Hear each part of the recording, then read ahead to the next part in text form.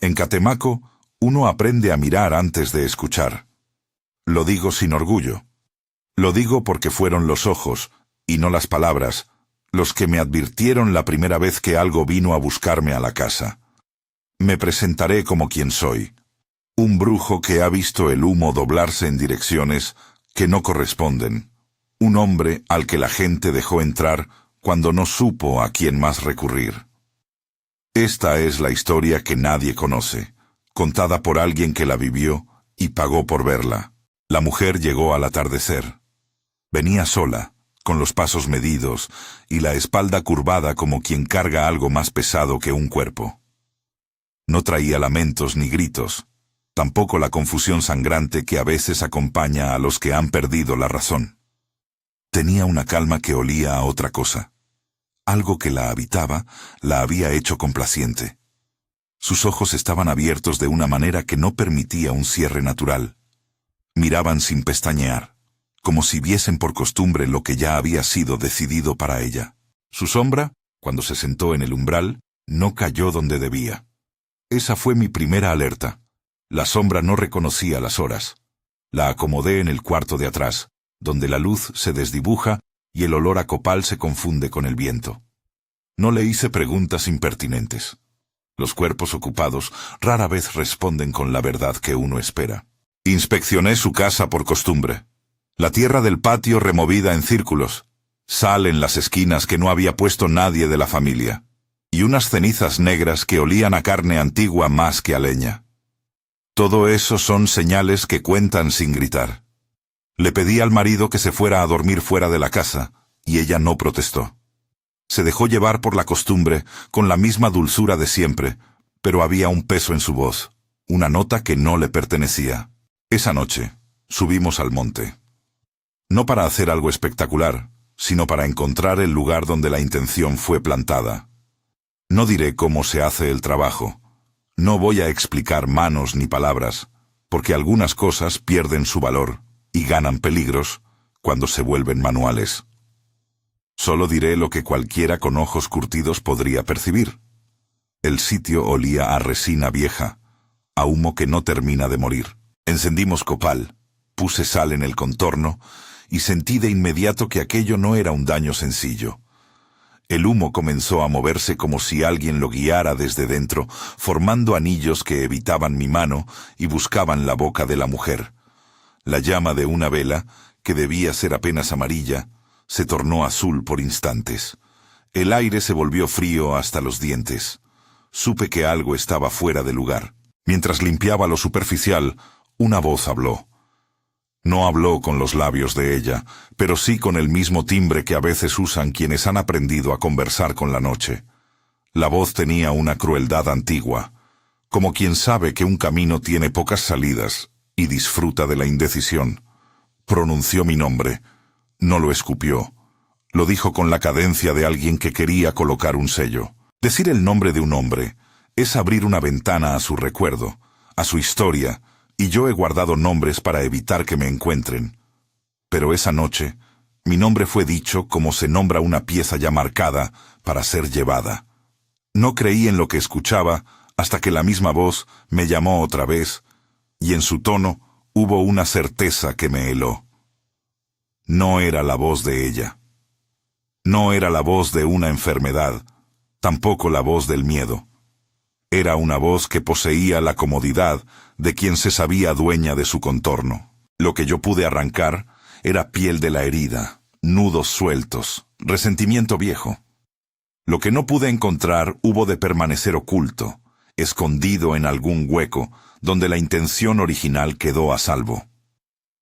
Cuando hacemos el trabajo, a veces ganamos terreno, y a veces sabemos, con la precisión de un hombre que ha perdido ya varias batallas, que hemos dejado algo vivo. En aquel monte escuché el humo reír. No era una risa completa. Era apenas un roce que me decía que había puesto el dedo en el borde de lo que me hubiera preferido no tocar. Al volver a la casa, todo parecía más tranquilo. La mujer hablaba con su voz, con contradicciones. De vez en cuando, en medio de una frase, una nota baja se colaba y terminaba lo que ella no había empezado. Sus manos, antes rígidas, ahora se movían como si se despertaran de una siesta. Su familia respiró. La alegría fue breve. No habían pasado muchos días cuando algo apareció en el patio. Lo primero que vi fue el hilo. Un cabo rojo asomaba entre la tierra, como quien señala dónde está enterrado un secreto. Luego, la forma. No era un amuleto bruto, ni un juguete olvidado. Era una figura hecha con hueso pequeño, con mechones de cabello trenzados dentro de la madera y el nombre de la mujer tallado con manos torpes pero decididas. Lo sostenía algo de barro. Había un olor metálico en él, un olor que habla de pactos. La mujer lo miró con una expresión que no cambiaba. Sorbió aire y sonrió como si hubiese encontrado una parte de sí que llevaba tiempo buscando. Lo quemé. No fue una quema hermosa ni definitiva. Era una necesidad, un intento de cortar el cordón que vi temblar en la línea del aire. Las llamas lamieron la figura y el pelo chorreó como una lágrima seca. El hueso crujió. Por un momento pensé que se había deshecho todo, que la calma que volvía a la casa sería la señal de que habíamos ganado la batalla.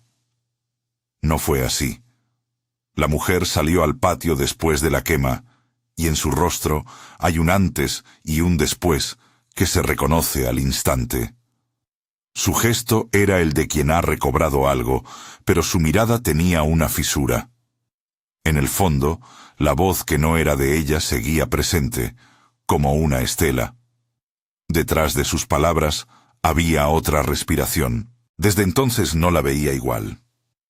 Caminaba por la casa con una familiaridad nueva, como si formas de la vida anterior se hubieran acomodado en otra órbita.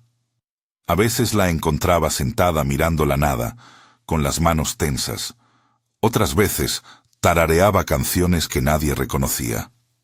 Su marido decía que todo estaba bien y que la casa volvía a la normalidad. Yo no lo sentí así. Esa tranquilidad tenía la clase de calma que precede a la madrugada en que se sabe que algo será arrancado por la vida. La casa había dejado de pertenecerle por completo. Había dejado de ser únicamente un techo. Era ahora un lugar habitado por más de una voluntad. No me costó decidirme a irme. No en el estricto sentido de abandonar a quienes me habían llamado, sino en el sentido de no poder quedarme donde algo me había marcado. Las noches ya no eran silencios, eran señales. Encontraba huellas que terminaban frente a la puerta, huellas pequeñas, como de dedos que no debieran pisar la tierra. Una vez, al abrir la hoja, vi en el umbral una marca húmeda que no pertenecía a ninguna de las pisadas conocidas. Era una huella que parecía perderse en la madera sin continuar. Desde entonces, mi cama no me ofrecía reposo.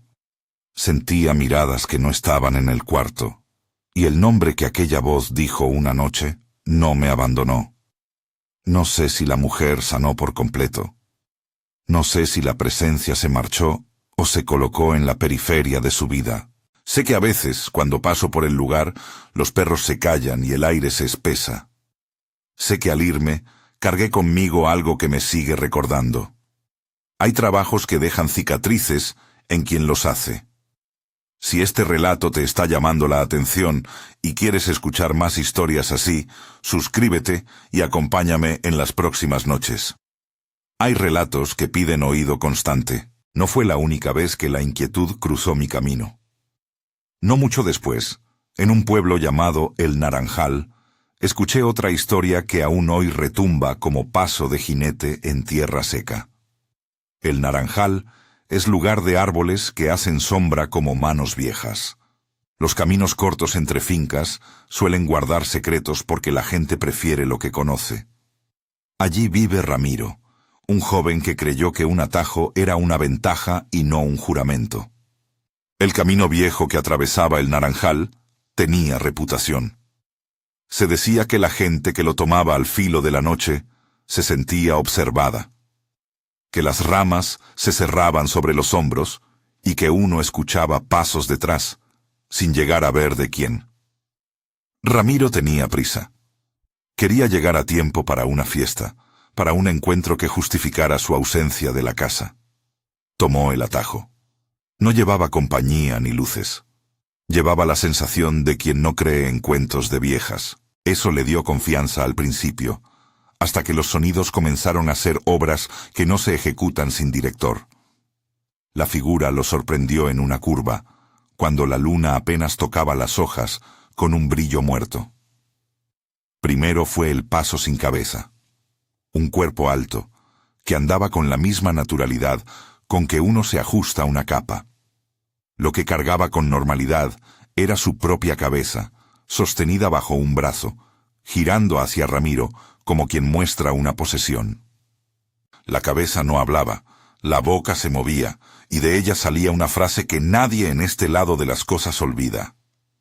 «Esta es la mía», dijo la figura, como si reclamara algo que Ramiro, por azar o por sangre, llevaba consigo. No hubo explicación. La voz no fue cruel. Fue resignada, como el que reconoce algo propio en una criatura ajena. Aterrorizado, Ramiro echó a correr. Corre por un atajo, y a cada paso la noche se pega más al cuerpo. Escuchó detrás los pasos, un arrastrar de botas que no renueva el respeto por la distancia. Alcanzó la casa con las manos cubiertas de tierra y una sombra pegada a la nuca. Para sus adentros, la cabeza que el hombre sujetaba parecía buscar el calor humano de su boca en el pecho de Ramiro. Entró como vapor en la noche de la casa, y la figura, si es que cabe usar esa palabra para lo que no tiene fe en el nombre, se quedó en la puerta, silenciosa, con la manera que tienen las cosas que esperan sin prisa. Ramiro, pálido, dejó de ser joven de repente. Su cuerpo mostró esa huella que deja el terror. La respiración corta, las piernas que fallan, los ojos que buscan un refugio que confirme la realidad. Lo llevaron con Doña Luz. A El Naranjal se le respeta por su gente, y Doña Luz era la que más respeto pedía en las mañanas de lluvia. Ella fue rezandera toda la vida, no con la vanidad de los que prometen milagros, sino con paciencia de quien sabe que hay hierros que no se enderezan sin calor. Doña Luz preparó baños de hierbas y un té amargo. No diré cuáles son las hierbas. No es necesario para entender lo que ocurre. Sus manos, arrugadas y seguras, pasaron por el cuerpo de Ramiro con movimientos que más parecían plegarias demudadas que técnicas. Lo cubrió con agua caliente hasta que el chico dejó de temblar. Le dio el té, que él escupió al principio por lo amargo, pero que en las horas tomó como quien toma una medicina que no se entiende y que no obstante hace algo con la sangre. Mientras trabajaba, Doña Luz habló. No con el dramatismo de los que fabrican advertencias para asustar a los niños. Habló con la voz de quien sabe la geografía de los males. Hay caminos que no se deben tomar de noche, dijo. Hay piezas de la vida que, si se encuentran fuera de hora, vienen con dueños. Ella no maléfica, sino práctica. La advertencia no era mística, era de contención. Evitar ciertos trayectos, no porque una figura nos vaya a levantar la cabeza, sino porque hay costumbres que nos resguardan de la imprudencia. Doña Luz no prometió que Ramiro volviera a ser como antes. Dijo que había cosas que se pegaban al alma como resina y que con paciencia y cuidado se podían despegar, no sin marcas, no sin noches en vela. Ramiro mejoró, no del todo y nunca del mismo modo. Su sueño se componía de sobresaltos. En los meses siguientes, despertaba a medianoche con la sensación de que algo sostenía su almohada. A veces, en la calle, giraba la cabeza sin razón y miraba los arbustos como si esperase ver asomar una cabeza con ojos humanos. No volvió a tomar ese atajo. La comunidad cerró ese camino en la mente de todos, no por superstición vana, sino por una memoria colectiva que protege a sus miembros. Lo que estas historias me enseñaron, o mejor dicho, lo que me dejaron marcado, no fue tanto la evidencia de seres que caminan o de figuras que reclaman. Fue otra cosa, más sencilla y más dura. El poder de los objetos y de los nombres. Un nombre tallado puede sostener una intención. Un trozo de pelo trenzado con hueso puede convertirse en un puente. Y cuando alguien planta esas cosas pensando en perpetuar un designio, ese lugar deja de ser únicamente terreno para los vivos. Los sitios se vuelven contenedores. La casa que una vez fue nido se hace vasija para otras presencias. He visto, con mis propios ojos, cómo lo que se enciende no se apaga del todo con la intención de quemarlo. He visto que, aunque el humo se disipe, la huella permanece en el aire como un olor que solo algunos reconocen. A veces me pregunto si hacer el trabajo es un beneficio. Me pregunto si no somos, quienes limpiamos, un resorte que activa lo que tocamos. Cuando tocamos, dejamos una marca. No hablo de arrepentimiento por no haber intentado ayudar. Hablo de la soledad del que conoce demasiado. Hay un precio por mirar de cerca lo que otros reciben con indiferencia. Te conviertes en aquel que sabe, y por saber, te separan. La gente agradece, sí, pero también te mira con esa distancia que usan los que creen que la vida puede seguir igual después de que alguien vio el borde del pozo. Por eso me fui de Catemaco, y por eso prefiero no pasar por el Naranjal cuando la luna parece jubilosa. No huyes siempre por cobardía. A veces te vas porque sabes que tu presencia reaviva algo que apenas respira y que te reclama como si fueras su dueño. Dejo atrás casas donde las puertas tienen marcas que no borran con pintura, huellas que terminan frente al umbral y se disuelven en la madera. Dejo rostros que ahora poseen dos maneras de mirar. Una, la mirada propia. Otra, la que permanece. Y me llevo conmigo nombres que fueron pronunciados y que resuenan cuando cae la noche. Hay una lección que repito en voz baja cuando nadie me escucha. No todo lo que se puede tocar debe tocarse. No todo lo que duerme merece ser despertado. Las cosas antiguas tienen su propio ritmo, y algunos sencillamente descansan mejor sin que los curiosos los saquen de su sueño. No hablo solo por temor, hablo por experiencia. Un trabajo mal limpio deja una puerta a través de la cual pasa la memoria que no es humana. Aún así, hay quienes vendrán a buscar mi ayuda y no les negaré la puerta. No por arrojo, sino porque alguien tiene que sostener la frontera entre lo que los hombres comprenden y lo que los hombres saben que existe sin poder nombrarlo. Pero cada vez que entro en una casa tras una voz que no pertenece, salgo con algo adherido a la ropa. Una vez encontré sobre mi umbral huellas pequeñas que terminaban en la tabla y no seguían. Otra vez, al levantar la mirada, vi en la esquina del cuarto una sombra que no tenía bordes. He aprendido a leer esos detalles como quien lee un mapa de heridas. Donde uno ve un simple rasguño, yo veo un rastro que toca otras casas, otros cuerpos. No quiero alimentar la exageración. No soy de los que cuentan historias para poblar el miedo. Presento lo que vi y lo que sentí, y dejo que quien escuche decida si lo toma como leyenda o como memoria viva. La diferencia, en mi oficio, no cambia el sentido de la advertencia. Tanto si lo crees como si lo pones en la lista de relatos para la fogata, hay precaución que vale seguir. Hay caminos y objetos que reclaman, y no siempre se contentan con poco.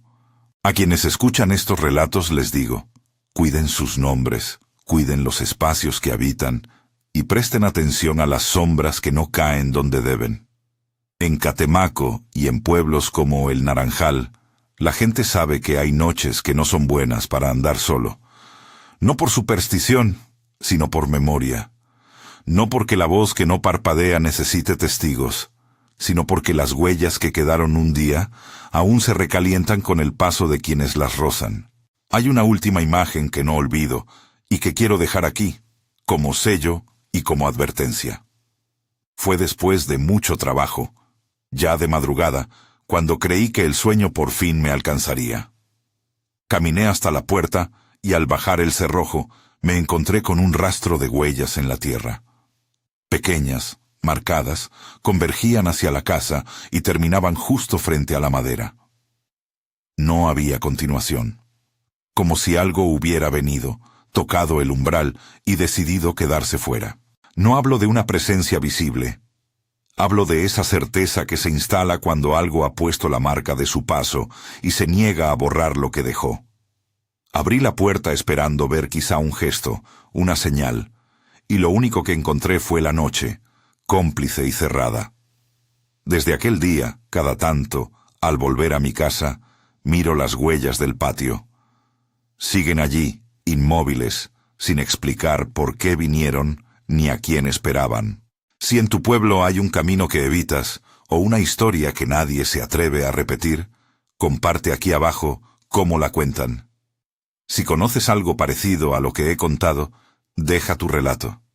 Estas historias nos hacen recordar que, a veces, la prudencia es la mejor compañía. Comparte la palabra con alguien que deba saber que hay cosas que es mejor dejar dormidas. Que la noche no te encuentre sin cuidado.